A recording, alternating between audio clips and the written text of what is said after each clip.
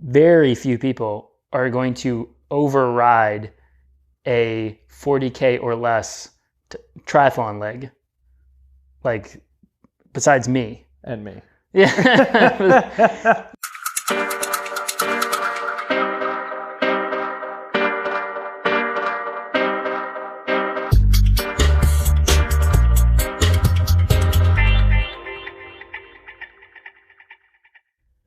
Welcome, everybody, to another episode of Coaches on Couches. Being slouches.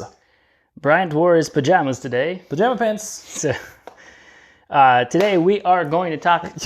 All people would like the short shorts over there. We're going to talk about all things time trial.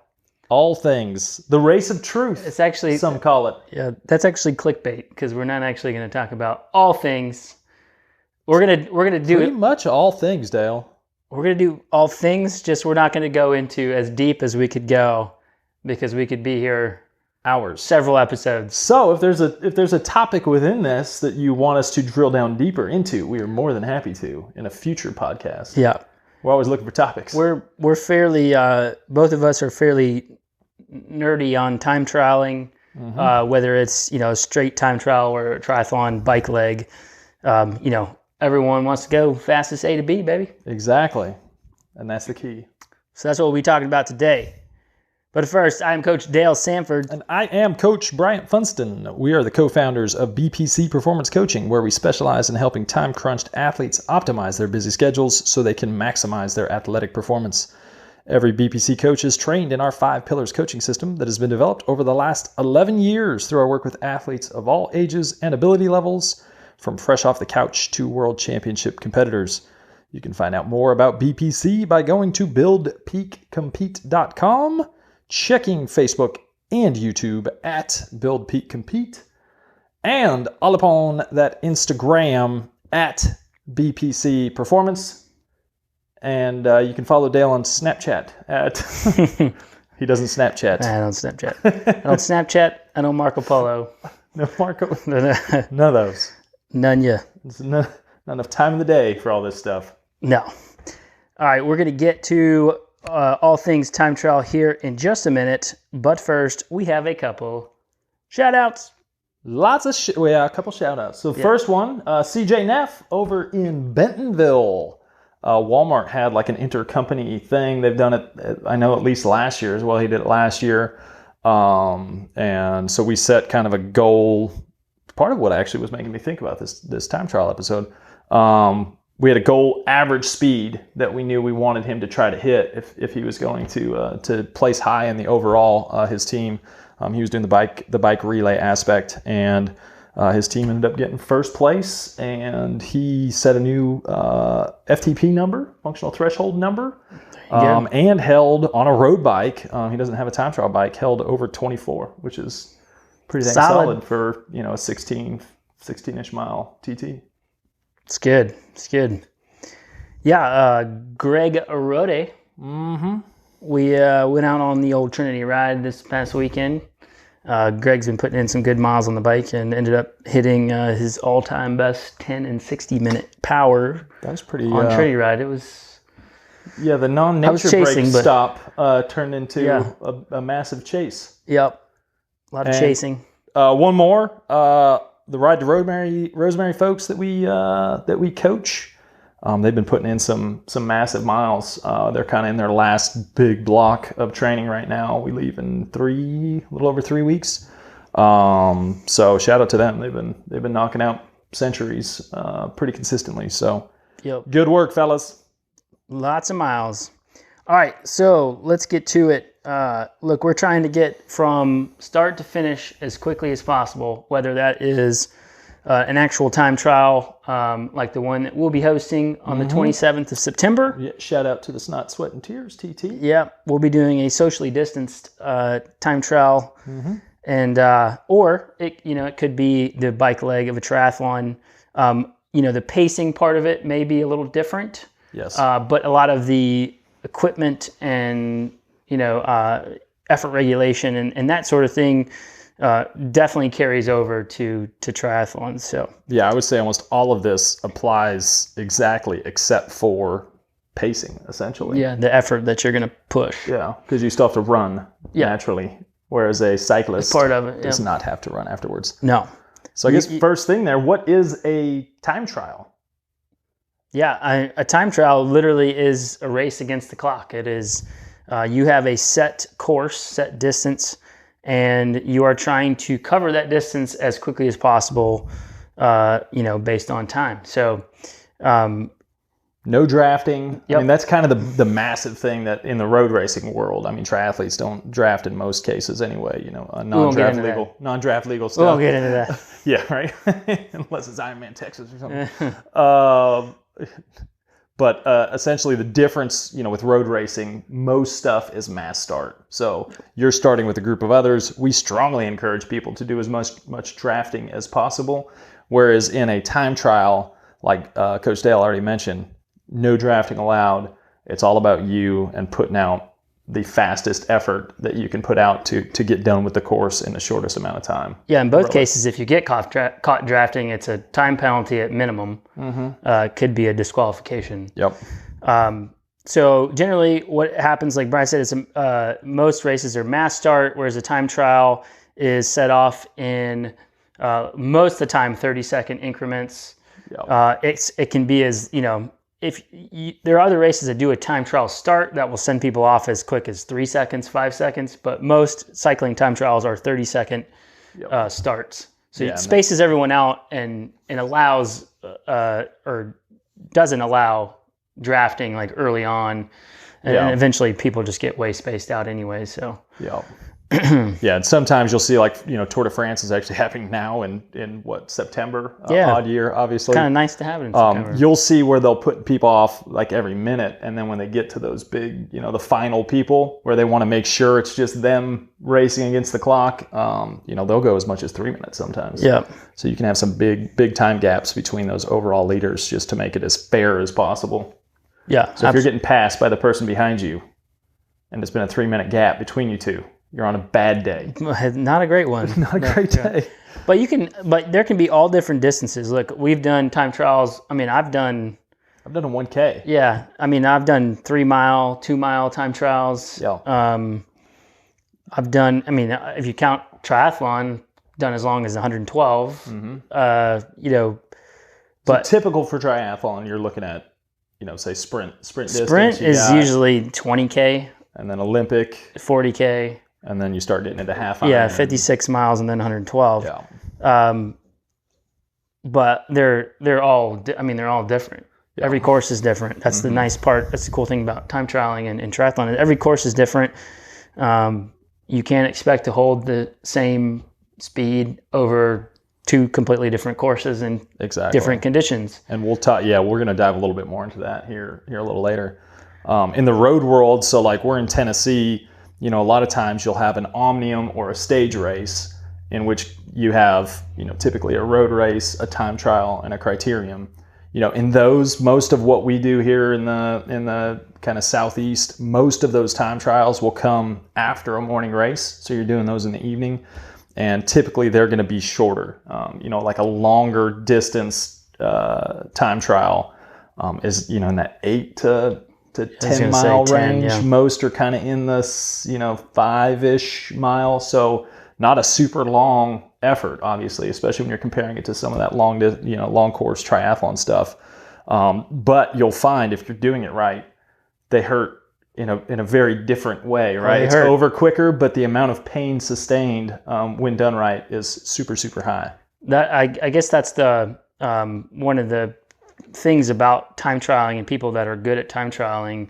Like you can look at, even if you look at the pro peloton, there's a lot of super strong cyclists in this world that are not great at time trialing for whatever reason. And a lot of that is just who can suffer the most, because it hurts. You're pushing a maximal effort, absolute maximal effort on your own with no help over however, whatever the distance is. So, yeah, who can get that last 5% out of themselves, right? You could have someone who's a stronger person, when you're looking at numbers, but if they're only able to push themselves 90% of what they're capable of. That's a massive difference versus someone who may not be quite as strong, but is able to get as, suffer hard and get as much out of themselves as they can. Definitely. So let's talk about like training specifically for time trial. I know like a lot of we do have several athletes that that's all they do is time trialing. Yep. And so generally those folks are like after like the fastest 40K time, which is kind of like, the 40K is usually like the right around what most people consider your threshold. So that's what a lot of those folks focus on. But let's just talk about training specifically for time trial, like what the efforts look like. Yeah, I think if you start looking at like national races, so USA Pro Nats or USA Nationals, Masters Nationals, typically it's going to be a 40K or a 20K. You are going to have that longer duration versus what we were just talking about with the Omniums. But what you got to start doing as far as training is concerned, when our athletes get 6 to 8 weeks out, it's time to start getting away from group rides. If you look at a group ride, you end up having a lot of short burst stuff, a lot of recovery, a lot of time in zone 1, 2, 3, kind of spread across the board. When you start really focusing in on a time trial, it's all about spending a lot of time around that goal power that you're going to be, or goal effort. You don't even need to be using power, that goal effort that you're going to be putting out. Typically what we're going to have our athletes do is 2 sessions a week of this more focused, hard. I mean, it should be hard, and we want you going into those rested when you get towards the end of your block and you get closer to race day. You want to go into them rested, and it's a matter of, okay, how long is the duration of my event? Is it a 40K? Is it a 20K? Is it, I'm not doing any, state or national event. I just want to be strong for my 5-mile event that's coming up. The duration of your event is going to determine how long your intervals are going to be. So, for someone doing a 40K, we end up having them do a lot of 4x15s or 3x20s, something where it's not the full duration. You're not going out and knocking out 24.9 miles as your you're not doing the time trial as a practice for the time trial. Exactly. You're not doing 2 time trials of that distance each time. Instead, either you're going to be at goal effort and small recoveries in between. Yep. But typically what we like to have our athletes do is actually train a little bit above what that goal effort is going to be. We're trying to push up that last bit of fitness, provide those recoveries, those shorter recoveries, partly from a mental standpoint. On race day, you're going to have that extra edge and excitement and everything. But just giving, 2-minute, 3-minute recovery between these intervals, we don't want to go super long with them in general. But those short recoveries allow your body to recover that little bit and allows you to push good, hard, consistent, higher effort, higher power, higher speed than what an athlete typically would if they were just doing a single, straight block. But then if you're getting into shorter stuff, okay, now we're not going to work, so 40K stuff, typically you're going to be, zone 4, low zone 5, depending on the type of and length of intervals you're doing. When we start getting into the short stuff, we're typically working a lot of the zone 5 and up effort. And then I guess the last aspect is what style or what's the course profile? Like, how's the course going to be? Is it pancake flat? If so, you're going to want really steady power, right? Yep. Doing a lot of burst efforts and surges and stuff like that. It's not really going to apply. Giving yourself short recoveries, not going to apply if it's a flat course with not a lot of turns or turnarounds or whatever, where you're going to be laying off the gas. And it's like, we want people to have to do those long, sustained, set it and forget it kind of efforts, because it is a different physical strain on the body. I remember when I did the Memphis in May down in Tunica, super flat course. Pancake. And just being stuck at like one speed for like, I just wanted to shift. I just wanted to change effort. I didn't do a lot of training specifically for steady state. I was doing, more burst style efforts, more road race style stuff. And it was a much different strain. So you got to know what your course is going to look like. The flatter the course, the steadier you want to be with it. Yep. If you start getting into something that's hillier, punchy hills, that's when you're going to start adding, like over-under training, where you're, pushing zone 5, pushing zone 3 to recover, and kind of repeating that. And that range is going to depend on kind of what that course looks like. But you're going to want that variability while still never really getting to that zone 2, zone 1, letting off the gas completely style efforts. Yeah, there's not a whole lot of that unless you're spun out going downhill. You might as well rest up. But the easiest way I can explain it, like as far as like creating sessions for yourself, and let's just say like these sessions should be hard, and like you said, you should go into them pretty rested. Once you're getting into specifics. But the easiest way is to like take the duration, take the distance that you're racing, and you're going to like chop that into small blocks at effort or above effort. And at first it's all going to be above, and then as you start to smash those together, and the duration of the efforts go out, your total effort, you're going to, your total work time is going to be close to what the race is going to be, or maybe a little bit longer. Yeah, so you're adjusting recovery in between. Yes, all you're doing is recovery from. You're taking out recoveries and you're smashing the effort together. Yeah. And so as you get closer to that, you come down closer and closer and closer to just goal effort. But one thing that we talk about a lot is so many people get like, you train structure like with power and whatever for so long. We always try to get people to do like the last bit without really looking at power and just going on feel over whatever the intervals are. And that way, now we know how to like get an idea of like what kind of speed you're going to hold. And then race day, it's speed. Like you're racing for a speed. I think, I forget what, there was a thing in the Tour de France. There was an interview with Taylor Finney one time in the Tour de France, and Taylor's like awesome time trialist. He's an awesome time trialist, and could care less about power, like could care less about numbers. Yeah. And he just like simply put, he's like, you're trying to go the fastest possible, like that's speed. So I just target a speed, and when I am less than that speed, I push harder. And when I'm way above that speed, I know I can recover a little bit. Yep. Yeah. If you're banking time, like if you're banking speed by going well above it, so the faster you're going above it, the easier you're pushing. You're saving the body, and we'll talk about pacing here in a little bit. But yeah, when you're going under that, clearly you got to be pushing harder. Yeah. So like toward the end, like once you're getting into the very specific last preparation phase for a time trial, it should be mostly on feel, trying to get the feel for the speed. And you should be riding courses that are similar to the course you're going to race on. I think that's a massive one there. Like you got to be simulating what the demands of the event are going to be. If you've got hills, if you got short punchy climbs, you got to be simulating that in your training. Yeah, the worst case scenario is you do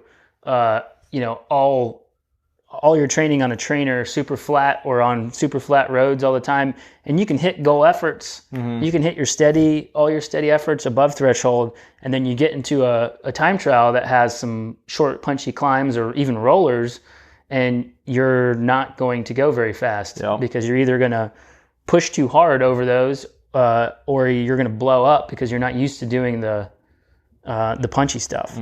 So we have to simulate.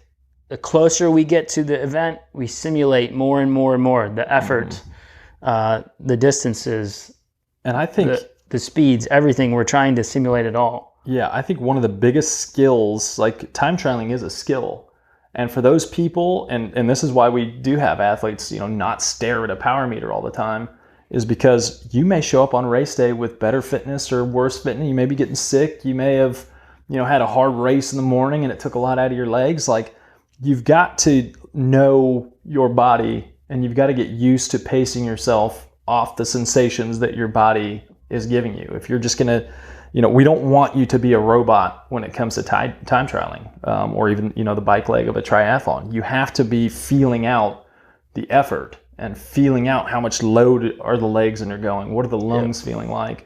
How's your breathing? Like, all those things should factor into what you're doing on race day. Yeah. It's not, I got to push 270 regardless of terrain. I'm just going to peg it there and hope for the best. No, like you need to, if you listen to the body and push varying efforts at different times. You can't expect to go out on a rolling course and hit a variability of 1.0. Yeah. I mean, that's just not going to happen. The thing that the point I want to make on triathlon is that the shorter the distance, the less you're going to use power. You need to go by feel. So the longer the distance, we can use power as a regulator more than anything. And heart rate. Not necessarily heart rate to determine falls into that as well, yeah. To determine your effort, but to prevent you from going too hard, which will then obviously demolish your run. Yes. But if you're racing sprints, it's gung. I mean, it's all by feel. It should not be, because I've had athletes who hit their best power in a sprint race, like hit 20-minute bests or whatever in a sprint race because they were feeling good on that day. Very few people, I'll just put this out there, very few people are going to override a 40K or less triathlon leg, like besides me. And me. Yeah. Other than the people who are cyclists at heart, and the people that are cyclists at heart and know that it's their strength, like most people are not going to override. There's going to be that little bit of conservative nature that they're going to be they're taking in. Biggest fault I see, and we're fast forwarding here, is people going out way too hard. Absolutely. And not really knowing how to pace. I mean, that's a huge thing. So we'll get to that in a second. Let's jump into equipment real quick, and then we'll finish off with our race tip stuff. So equipment. What one thing, Dale? Let's start there. What one thing could a person do to actually improve the most from a speed standpoint? So if you're going from let's just say you're on a road bike, the number one realistically, especially nowadays with so many aero road frames out there, is position. Like getting aero bars or just changing your position to be more aerodynamic. That doesn't mean it has to be slammed and that kind of thing. But your position is probably the biggest change you can make to improve your speed over any given distance. We're not talking about uphill, but on a flat to rolling terrain, your position is the big one. The faster your average speed, the more important your position and punching a smaller hole through the wind. But the other factors, comfort, like how long is your event? You can suffer through 3 miles, that's holding a position for 6 to 8 minutes versus holding a position for 5 to 6 to 7 hours is a massive factor. So comfort, and then how much are you going to give up with power? People want to get as low as possible because they see the pros do it. Yeah. But if you can't breathe and you can't hold that position, you end up wanting to spend all your time, up on the wings or up on the hoods. What happens is people put themselves so low that they put so much stretch and strain on their posterior chain that their legs stop working, basically.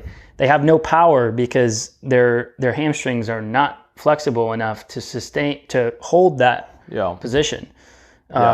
Number one, hips are closed down. Number one hip mistake. Flexors aren't working, and people fitting themselves on a time trial bike is putting themselves too low, thinking they need to be super aero.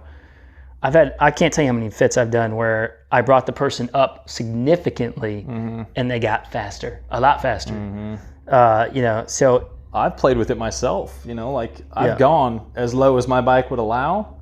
And I've run power tests and speed relative to speed because, speed is the goal we're looking for here. Yeah. And I've found that I can't get comfortable if I go as low as my bike allows me.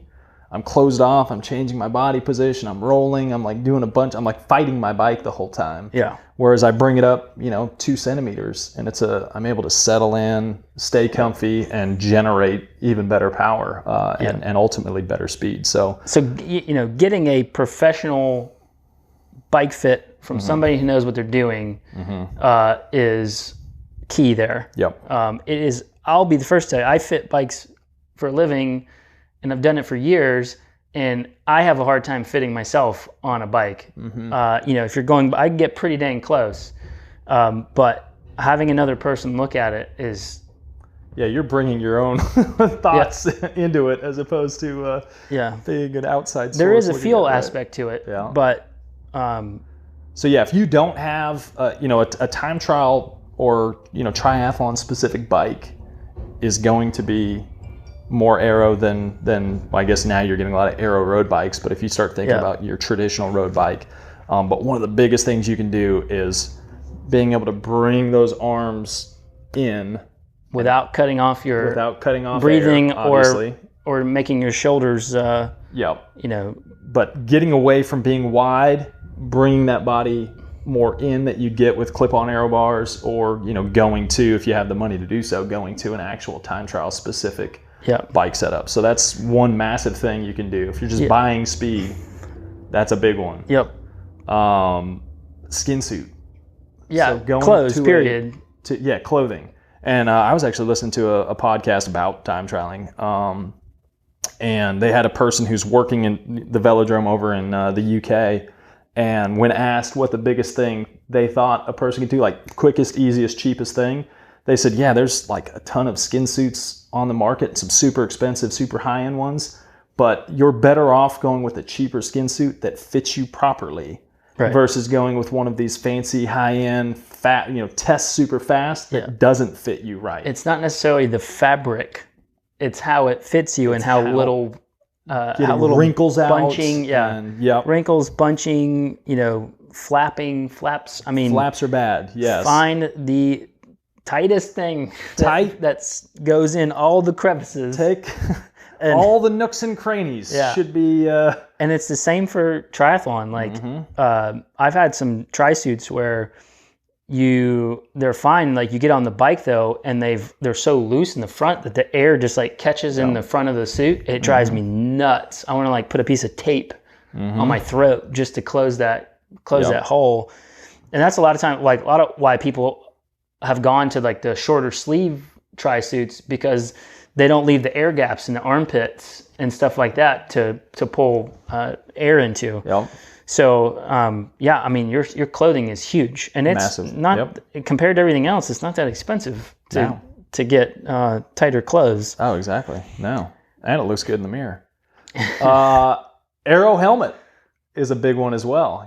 Road helmet versus a more aero helmet. I'll let you weigh in a little bit on, when should a person go with like a longer tail versus someone go with a more honestly, rounded style setup. Rarely these days are the tailed helmets faster unless you can hold your head up the whole time. They were really cool like 5-6 years ago, but the shorty helmets, the rounded shorty helmets have kind of become more popular, and for good reason, because they generally test faster in majority of head positions. So whether you're head up or head down, and tendency is the more aggressive your bike is, the more you're going to ride head down. So eyes up. Eyes up, head. Yeah. But an aero helmet, as compared to a road helmet, is usually somewhere between a 30 and 60 second improvement over 40K. I actually talked to somebody about this yesterday. It's a pretty significant improvement for a helmet. A couple $100 on a helmet, and you've gained yourself some good time. Exactly. So that's a huge one. Definitely. Definitely worth the investment there. Booties. So aero shoe covers can play, if we're starting to really dive down into where are we going to save as many watts as possible, and how are we going to get speed as high as possible. The cleaner the air flows over bike and body, the better. So going with booties allows you to take a lot of the, the creases out of the shoes, allows the air to flow easier over the shoes. A cheap, generally you're looking at $50 or less for an aero advantage there. I got a good one. Bush hog your legs. I was going to say, I didn't write it on the whiteboard, but the leg shaving's a big one. take the force down, and you'll gain a few watts. For sure. Specialized did a video on it a few years ago. They were amazed at how much it saved, too. Yeah. They were very surprised. So definitely aero. They are aero. Absolutely. Wheels. Yeah, wheels are a big one. They're not cheap, but they are a pretty massive time savings for, like, if you want to compare it to like a boxed aluminum rim, even like a 50 mil deep dish carbon wheel or something. It doesn't even have to be carbon. A deep dish wheel is much more aero. And let's face it, a disc reigns supreme. Even though they are not allowed in some tries, mainly due to crosswinds, it's not the wind. Like, usually it's the front wheel. If you're going to get in trouble handling a bike in crosswinds with a disc wheel, it's not the disc wheel. It's the fact that you put a 80 mil or a 1010 on the front. Or in the case of Laurent Fignon, if you watch the video I posted earlier today on our BPC page, running dual discs front and rear outside. Yeah. It's the front wheel. Like, you have your center of gravity sits so well on the back wheel that even with a time trial position and everything shifted forward, you still have pretty good center of gravity. There's not a ton of weight on that front wheel. So when you have that big deep dish in the front, it's going to catch a wind and it's going to push you all over the place. As soon as that front wheel comes off center, you're going whatever direction that you turn. That's your hinge point. Like, the front is your hinge point. Don't blame the disc. And that's your inability to hold that is the issue. The disc, in a lot of circumstances, the disc wheel will actually create propulsion if it's hit at the right yaw from the side. So disc wheel all the way. Yeah, definitely. So unless you're doing like an uphill time trial where speeds are going to be low, that the more aero, the faster the wheel set, the more time you're going to save. I've noticed a massive difference going just on my road bike, going from I was using box rims essentially last year to now I'm using like an 80 rear and 60 front. Yeah. And my ability to hold, like, I push far less power at 26, 27 miles an hour versus what I was doing, rotating through in pace line. Obviously, this isn't time trialing, but it's the same thing. When that speed is up, the faster the speed, the more aero plays a big it's exponential, difference. Really. Exactly, That 60-80 combo is something that has been out there a while as far as like a really good universal set of wheels. If you can't kick in for a disc, but you're going to buy a set of carbon wheels, get the 60-80 combo because it's like a really good universal aero, and you can still handle a 60 pretty well in some crosswinds. Now, if you're really diving into it, tires, going, with lower rolling resistance tires are gonna, you can look at 20 different, 20 watt difference between a fast tire and a slow tire. I'll be the first to tell you because I've done this before. If you're time trialing on gator skins, stop it. Stop it now. Stop it now. Cut them in half, or at least wait till the winter time. Yeah, I mean, if you are putting a gator skin on a race wheel, you are losing out a ton. I could not believe, I've done a lot of research on this, and there's a couple of good websites out there that you can check the specs on these, but I could not believe the difference. Oh, massive. The watt savings, it's like 20, 30 watts at my weight at 105 psi. It's insane. Was it bicycle rolling resistance? I think it is. It's bicyclerolling-resistance.com. Yeah. You'll be amazed at the difference in if not even factoring in weight. We're just talking about the wattage suck that's happening. Basically on rolling resistance. Yeah. So tires are huge, a few years ago there was this whole thing where they were like the tires were they were making tires that perfectly ran the bead of specific wheels, so there was like no transition between the tire and the wheel. Like they were trying to take away any disturbance that could happen in air. Even besides rolling resistance. So that's why a lot of time trialists are going to a narrower front tire and a wider back tire. And actually, a lot of higher end bikes now are like, if you buy a higher end time trial bike, it's probably going to come with like a 23 on the front and a 25 on the rear, just because the combo is more aero. Yep. So definitely latex tubes. If you're really trying to go all the way down to saving every watt, increasing, getting every bit of speed you can. Latex tubes. I love them. I love latex tubes. I love the feel of them in a race tire. But I have had so many problems with latex tubes. Yeah, and that's the other trade-off with tires too. Like if you're going with a super fast race tire, you're gonna sacrifice in puncture resistance. It's just a fact that's gonna happen. So you got to figure out, what's your comfort level on puncture resistance versus speed. I'm all about that speed. You baby. Puncture, I'm done anyways. It's over. It's over. Exactly. Yeah, I mean, I've had last year at Triathlon Nationals, I had latex tubes in my disc. Got to the transition area in the morning, the tube was flat, and I was remember you talking about absolutely pissed. Yeah, I replaced it with another latex tube, pumped it up. 3 seconds later, and I checked it. I've done this before. I've checked the rim and the tire.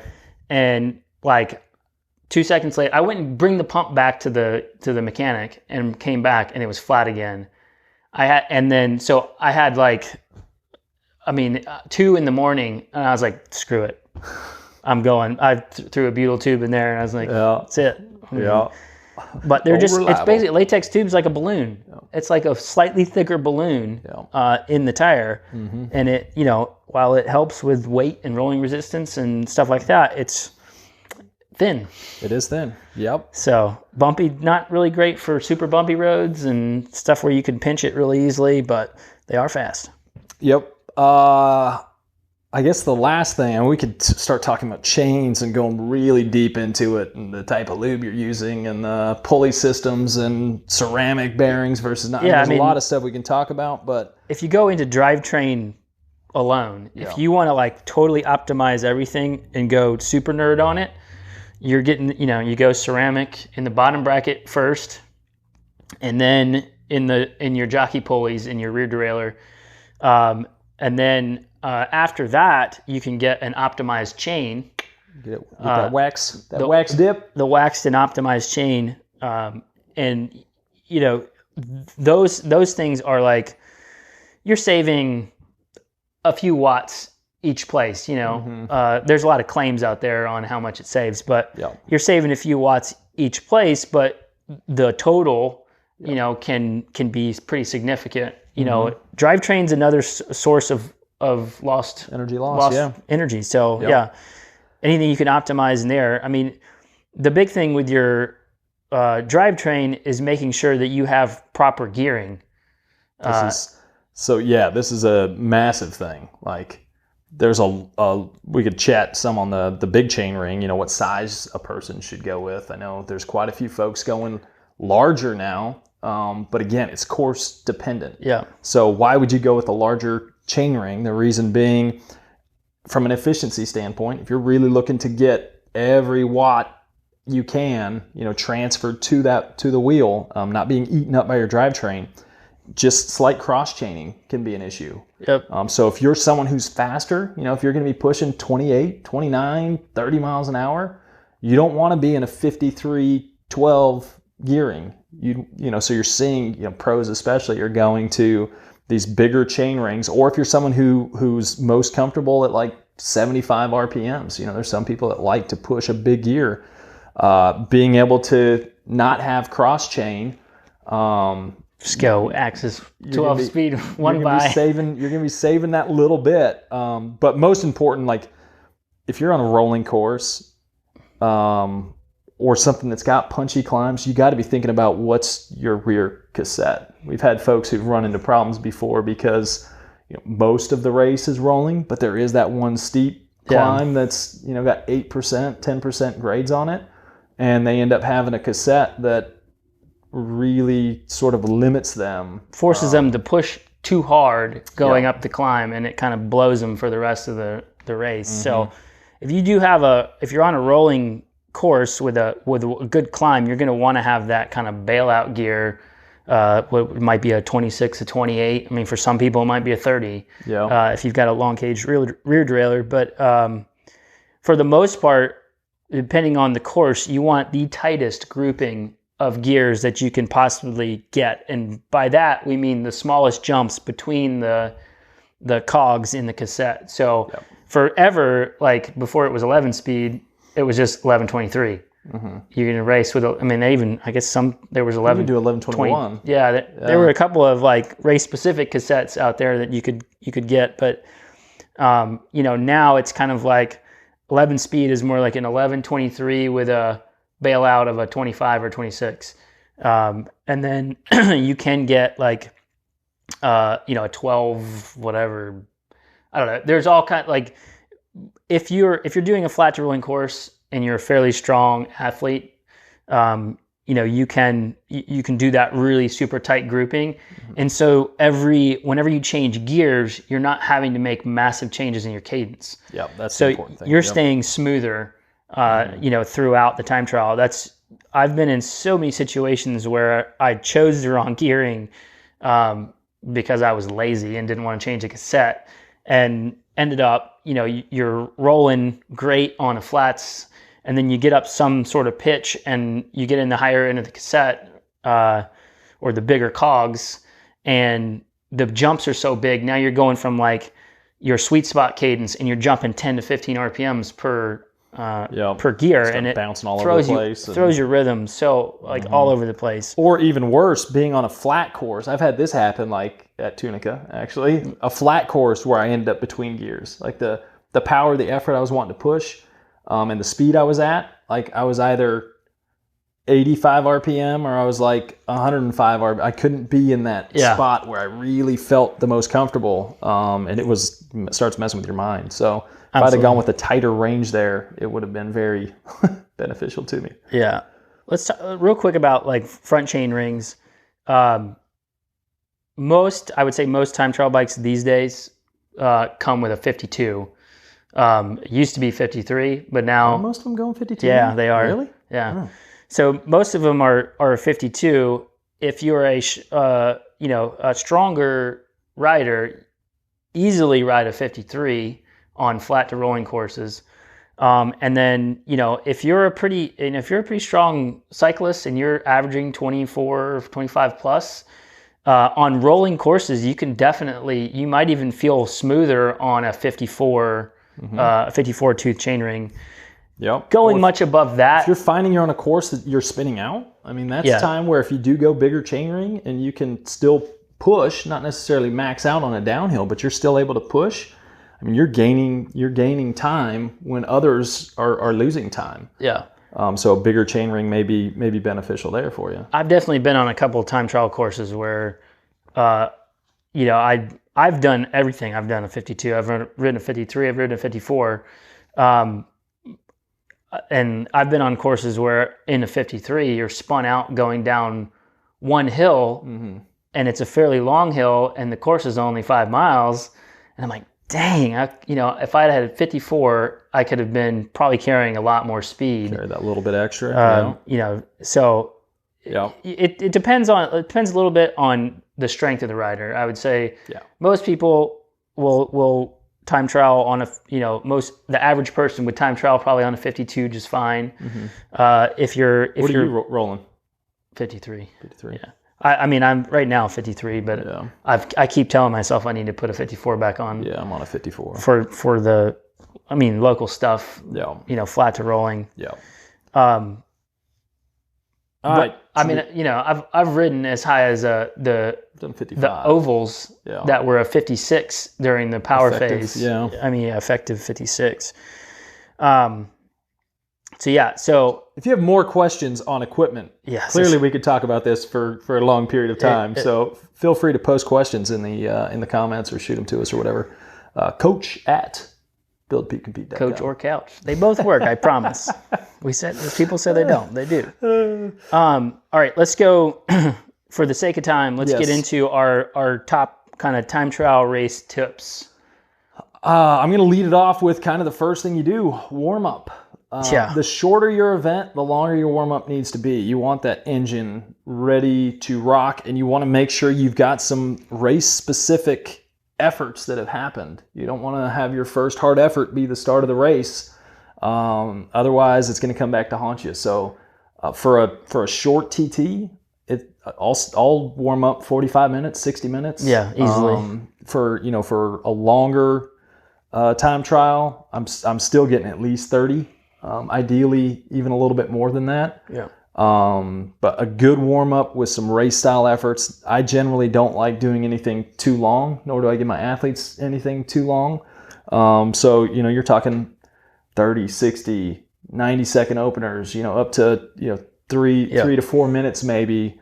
But you're not trying to tax the system so much as wake the system up and give yourself lots of recovery in between those efforts. Yeah, I usually prefer to warm up with a good swim. Yeah, right.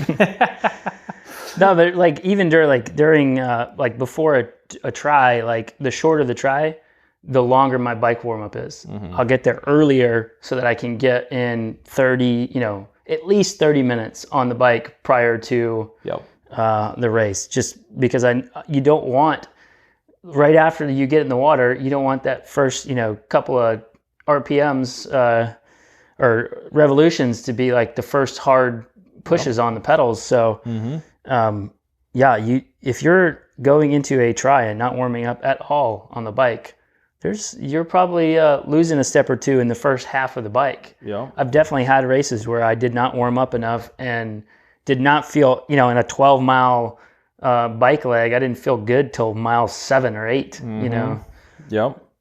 Which can go into this next one. One quick tip. So after your warm-up, be thinking about what's the start going to look like and what gear should you be in. So a lot of times what I'll do is typically it'll be big ring on the front. Some people like to start small ring just to make sure they're not going out too hard. I don't really like that personally. So big ring in the front, and then I'm just 2 to 3 down, from the largest cog. Yep. So I'm probably starting in like a 19 tooth rear. So something that you're not going to be pedaling at 25 RPMs and doing this max force effort. So being a good gear. Definitely do not try to change your gearing on the start block. That's too late. You throw it? It's too late. Your chain's going off, and you're going to be stuck with it. You're going to be grease hand. Yeah. They won't help you. Yep. So pacing. We've alluded to this a few times already in this podcast. Pacing is huge. That's why you need to be practicing different intervals, riding at goal efforts. You got to learn your body. And the number one mistake I always see, from a road cyclist standpoint, is folks going out way too hard. We know you're excited. We know you feel really good that first minute because the effort hasn't caught up to you yet. That's where all the cameras are. And that's where the cameras are. Yeah. And the fans, the 12 fans that have showed up. That's where your kids stand. That's where the kids are at. But the biggest thing you can do to ruin your race is to have the first 2 minutes being 40% above what you can hold and what you've been holding in your actual training. Yeah. It will come back to haunt you, and you'll go, oh crap. About minute 3, you're like, that was a bad idea. Yeah. That was a really bad idea. Yeah, the start of a time trial should not look like the finishing sprint of a race. Exactly. So what I typically do, get up to speed. You're not trying to blow yourself out getting up to speed, but get up to speed over the first, 10, 15, 20 seconds. And then it's a matter of settling in. I like to be peaking at my power then, just to make sure, like you mentioned earlier, that you're not going too hard. I'd rather you save that effort for the last 2 minutes of the race versus the first 2 minutes. Yep. So push 40% above the last 2 minutes if you've paced yourself poorly and you still got it in you. But ideally, you've rationed your effort pretty well across the entire course. Yeah. So the other big pacing thing that I would throw in there, and this is, I feel like we repeat this all the time. It's, when you're riding, you need to push harder when the course is harder, and then come off the gas when the course gives you recovery. If you do that, you will gain time on people when they're trying to just pace themselves up that hill. Yep. You need to press the hill and then take the recovery on the downhill on the other side. Once you're up to speed. Right. Yep. Pushing over the top of the hill until you're back up to speed. Yep. Yeah, you'll find you're going to have a much higher... So a rolling course, when I'm looking at a course profile, if there's a harder section, so if there's an uphill, if there's a headwind section, whatever it may be, if the course is going to be harder, I want to look at, okay, how long is that and what's happening right after that? Right. So if you've got, a 1 minute uphill or a 30-second uphill followed by a downhill, you can afford to push harder on that uphill. And in your training, the course profile, so you've been doing some of these burst efforts, right? So your goal is to keep speed high on the uphill, get back up to speed if you've lost speed over the top, and you're going to find that you're going to be able to recover at a much faster speed than the person that kind of paced themselves up, and now they're like grinding it out over the top. They've essentially, now they got to get back up to speed, and they really get no recovery at all. They're spending their entire time, they're still redlining some, but they're getting very little recovery, and they're losing a lot of speed in the process. Yeah. Now, if you got something that is not going to allow you to recover afterwards, if you've got like a short uphill followed by a false flat or followed by a headwind, then you got to be a little more conservative there. You don't want to go, really smash the hill, get to the top and realize, oh, there is no recovery here. Whoopsie. I've got to settle back into my goal effort, because you'll end up going way too deep. Yeah. So know the course, know what the course is going to give you, push harder when you know that recovery is following immediately after that. Be a little steadier when you know there's not. And like the snot, sweat, and tears TT, a lot of rollers. So it's a lot of push really hard, keep gas on over the top, recover. You will have wind one direction too. You will have wind for sure. I want to back up real quick and just answer this question because this is pretty common. We got a question? Our buddy Tim Lin from Tim South Korea. Shouldn't you be sleeping? He asked any tips for warming up when you can't ride the bike before the triathlon, because a lot of like national events and big like Ironman events, you have to check your bike in the night before. Most of those events though, you can go get your bike in the morning and ride around a little bit if you want to. It's not super convenient once it's already racked and it's okay. Yeah. But some people will bring a spare bike and a trainer. I've seen that plenty of times in their car. They'll just have their road bike and a trainer, and they'll sit out behind the car and warm up there. Or it's more of just lengthening out your dynamic warm up a little bit and just making it a lot more progressive. So instead of 30 minutes on the bike and maybe a 10, 15 minute active warm up, active dynamic warm up, you're doing maybe 30 minutes of active dynamic stuff, just being super slow with it and super progressive, going through big ranges of motion and making sure you're hitting all those muscles that are working while you're on the bike. Yep. That's probably the best case scenario there. Yep. So going back, we covered pacing. One thing to add on pacing, break it into segments. Yeah. You were probably just going to say that. Yep. Don't think of the race as the entire thing. Have a plan for first quarter, second quarter, third quarter, final quarter. Mentally, it helps you a lot, and it may not even be a quarter. It may be like, until the first turn or whatever it is, but have some predefined spots where you kind of have a game plan for that, and you're breaking it into chunks versus trying to, eat the whole elephant at one time. It's going to help you mentally, it's going to help you physically, and it's going to keep you thinking through your efforts and when you're going to push and when you're not. Yeah. And, and that goes into like knowing the course. I mean, we've already said it about 5 or 6 times, but you have to know the course. Like even just riding it before or the day before, reconning everything like that way. That's how you break it up into segments. The landmarks, the turns, everything. If there are turns, ride the turns, figure out the best way through them. Like where do you have to slow down? Like is there gravel in that turn? Like those are the things that you learn when you know the course and you recon the course that are going to help you pick up so much speed because you're not going to have to slow down because you've never seen this turn before. Yep. It helps tremendously. And I've had athletes get on Google Maps. I've done it myself. Like if you can't go and physically see it, get on Google Maps. Most roads are going to have a street view where you can kind of take a peek and see what it looks like. But if you can pre-ride, that's number one. Always pre-ride the course if you're allowed to. So effort levels. I mean, just you have to know. You have to have an idea of what you're trying to achieve here. So you need to be realistic in knowing like what kind of speed you think you can hold over this course. And you cannot be like dead set to it because you might be on a bad day. The conditions may not allow that. It could be pouring rain. It could be like gusting wind, Rewind back to Chattanooga last year, right? When it was so hot and there was all these people hoping for a great triathlon. And the bike leg, I know you were just shouting at everyone to hydrate and I didn't care kind how of fast they were going. redefine goals, right? Yeah. Like the course in the day may not give you the speed that you want, and you have to be able to adjust.